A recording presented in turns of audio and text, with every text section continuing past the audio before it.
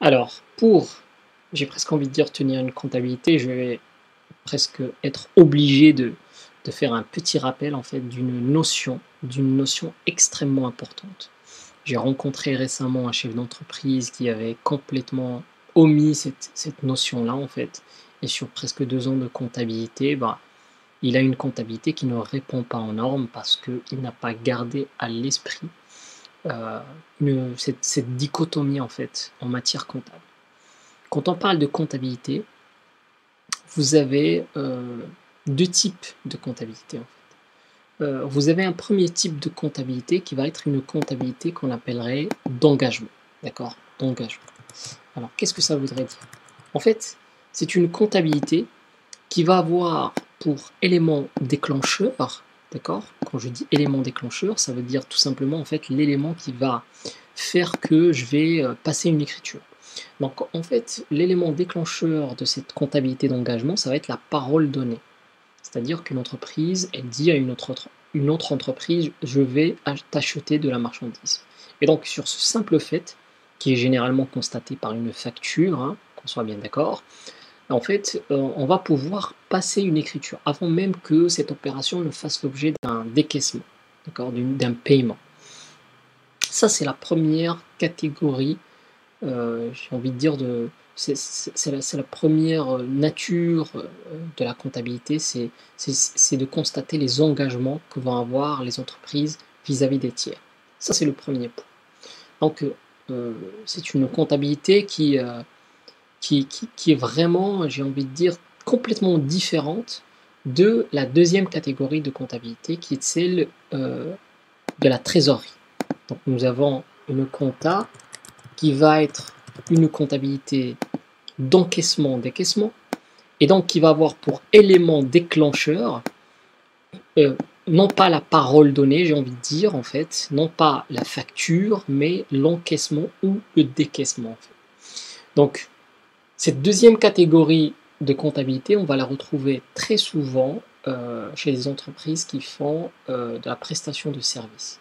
Quand vous avez une entreprise qui fait de la prestation de services, elle va être sur une comptabilité de trésorerie. C'est-à-dire que lorsque le service est rendu, euh, le fait de réaliser le service ne va pas donner naissance à une écriture comptable, mais contrairement en fait bien évidemment à la comptabilité d'engagement, ce qui va donner naissance à une écriture dans la comptabilité de trésor, ça va être l'encaissement du fruit de ce service.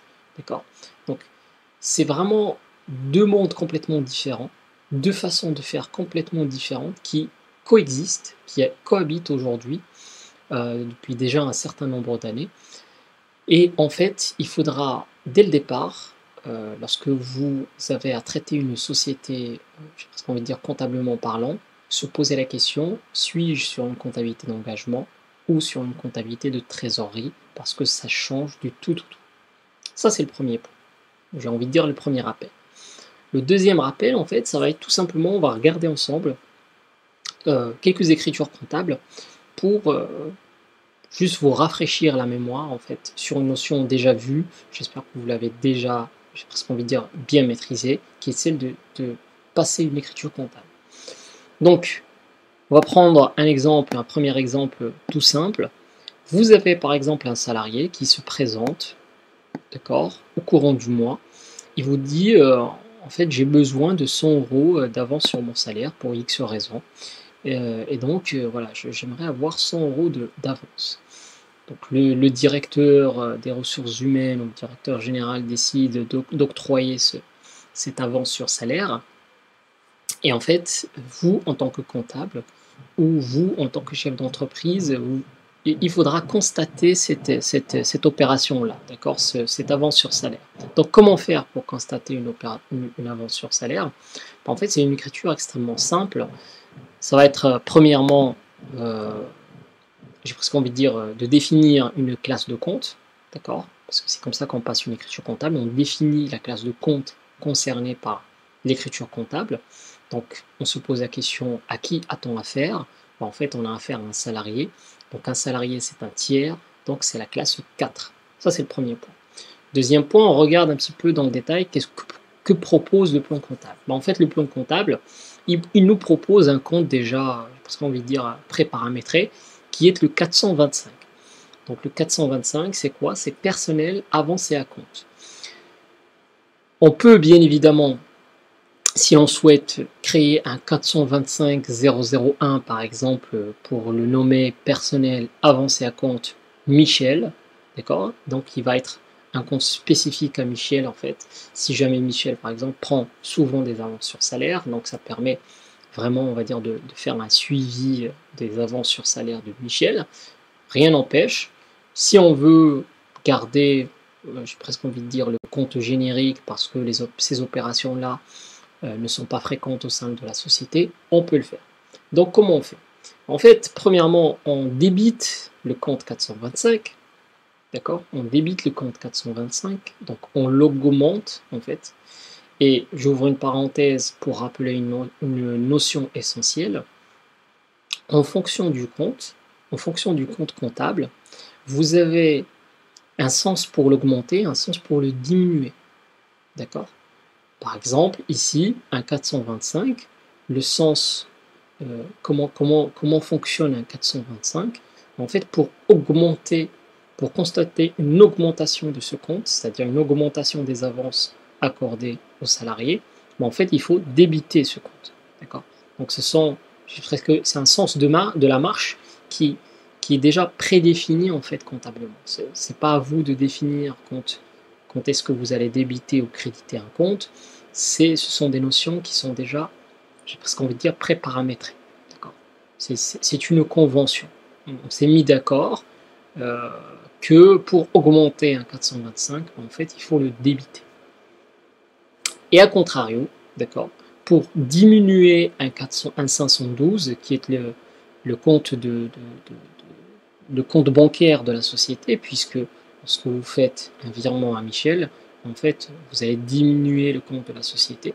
Et donc, pour constater cette diminution de 100 euros, on va créditer le compte 512. Prenons un deuxième exemple d'une opération extrêmement récurrente, j'ai envie de dire, dans les entreprises, c'est une opération d'achat de marchandises. Admettons qu'on soit dans une comptabilité d'engagement, d'accord? On reçoit une facture d'achat, et donc, dans cette facture d'achat, on a quelques éléments. Premièrement, on va avoir bien évidemment le fournisseur, d'accord, dénomination, etc. On va avoir une date, on va avoir le montant hors taxe de la marchandise achetée. On a des fois des frais de port, d'accord, des frais de port de cette marchandise jusqu'à nos locaux par exemple. Et on a bien évidemment, lorsqu'on est assujetti à TVA, on a de la TVA sur cet achat de marchandises. Donc comment on fait pour enregistrer, j'ai envie de dire, cette opération? Premièrement, on a une date d'opération. D'accord? Une date d'opération, c'est un élément extrêmement important. On va le retrouver aussi dans l'avance sur salaire, je ne l'ai pas précisé, mais il faut préciser lorsqu'on constate une avance sur salaire, une date d'opération. Donc ici, on constate une date d'opération, le 19 septembre 2017. On a un numéro de compte. Donc qu'est-ce qu'on a acheté? On a acheté de la marchandise. Donc c'est une opération de charge, c'est une charge, un achat de marchandise. Donc c'est la classe 6. On ouvre notre compte de plan, notre plan comptable, excusez-moi.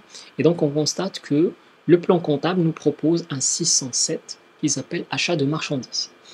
Rien n'empêche ici de faire par exemple un 607 001 qui va s'appeler, admettons, achat de cuir par exemple. D'accord?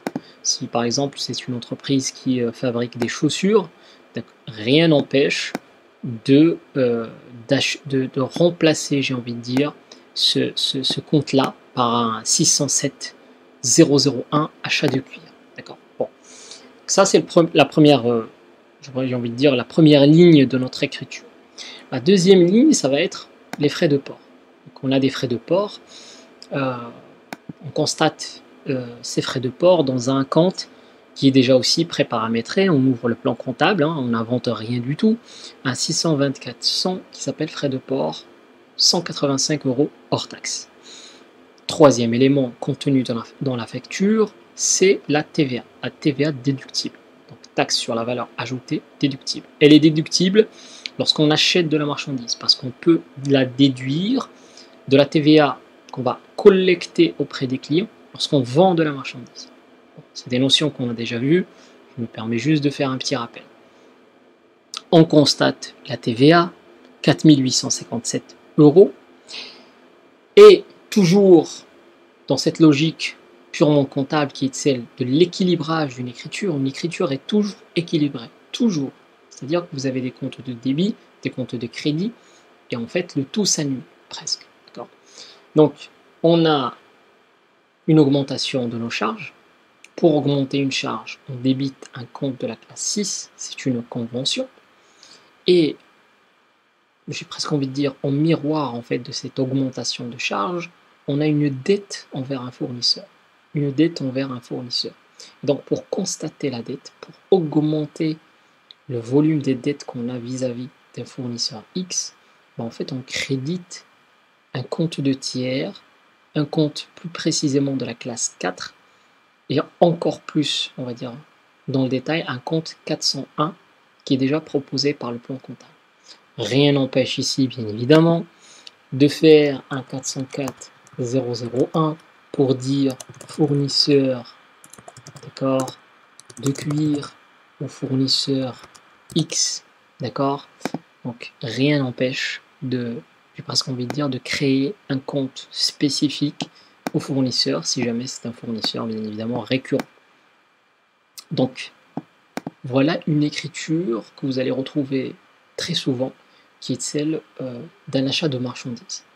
Prenons un dernier exemple, d'accord, qui est celle de la vente de marchandises. Donc l'entreprise a vendu de la marchandise, d'accord, on va retrouver des éléments, j'ai presque envie de dire presque les mêmes, en miroir de l'achat de marchandises, puisque c'est une opération inverse d'un achat de marchandises. On va retrouver toujours une date, d'accord, c'est très important de mettre la date de l'opération, admettons 30 juin, d'accord, le 30 juin 2017 par exemple, d'accord. Donc ça c'est, j'ai envie de dire, le premier élément à renseigner. Le deuxième élément à renseigner, ça va être le numéro de compte, d'accord. On a un numéro de compte à qui l'entreprise a vendu. Elle a vendu à un client. Un client, c'est quoi? C'est un tiers. Le compte tiers, c'est la classe 4. Plus précisément, la classe, le numéro de compte 411. Rien n'empêche, bien évidemment, ici aussi, de mettre un 411 001, par exemple, Amandine, d'accord, si jamais c'est une cliente récurrente, etc. Donc voilà, on met ce compte comme ça, d'accord, ça permet en fait de, j'ai presque envie de dire, de faire un suivi personnalisé. Alors, pour augmenter un compte 411, on débite le compte, d'accord, contrairement au compte fournisseur. Un compte fournisseur, pour l'augmenter, en fait, pour augmenter, j'ai presque envie de dire, l'engagement qu'on a vis-à-vis d'un fournisseur, mais en fait, on le crédite. Là, pour augmenter l'engagement qu'un client a vis-à-vis de nous, on le débite. On débite un compte 411. Ce sont des conventions, d'accord? Ce sont des conventions. Donc, en miroir, en fait, de cette créance, on a quoi? On a l'augmentation de nos produits. On a vendu une marchandise.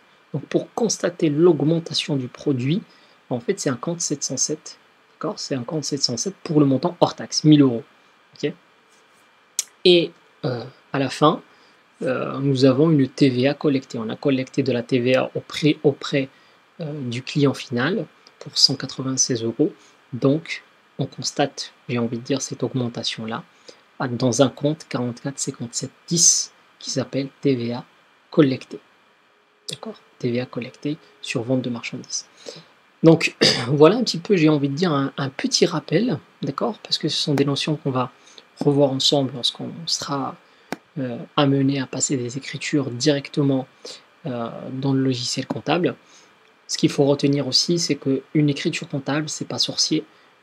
Si vous avez par exemple un doute sur comment passer une écriture comptable, vous avez, je sais pas, par exemple, une opération qui est un peu hors norme, euh, ou de fin d'année, par exemple, d'augmentation, de diminution de stock, etc. Nous avons aujourd'hui à disposition des outils type Internet. Euh, Vous pouvez regarder un petit peu ce qui se dit sur des sites extrêmement sérieux qui traitent de ces choses-là.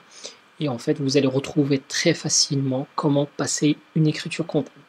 Le plus important, c'est de comprendre la logique de pourquoi je passe, quand est-ce que d'abord je passe une écriture, donc comptabilité d'engagement, comptabilité de trésorerie, premier point, d'accord? Et deuxième point, l'impact que va avoir en fait l'écriture que je vais passer. Typiquement, l'avance sur salaire, en fait, l'impact c'est quoi?